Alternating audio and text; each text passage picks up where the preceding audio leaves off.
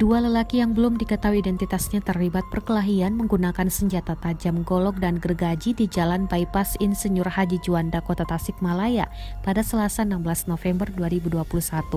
Kedua lelaki tersebut menderita luka sabetan senjata tajam, masing-masing di bagian leher namun tak sampai ambruk. Aksi perkelahian di depan kantor Samsat Kota Tasikmalaya itu segera dilerai petugas Samsat dan warga. Petugas terpaksa melepas tembakan ke atas karena keduanya masih terlibat duel hingga ke badan jalan. Setelah ada tembakan, barulah keduanya berhenti dan segera dipisah dan diamankan petugas. Keduanya menderita luka sabetan. Aksi duel berdarah itu mengundang perhatian warga hingga sempat membuat arus lalu lintas bypass tersendat. Tak lama petugas Satlantas dan Satsabara tiba di lokasi melakukan pengamanan. Kedua laki yang terlibat duel dilarikan ke rumah sakit berbeda. Belum ada keterangan resmi polisi terkait aksi perkelahian tersebut.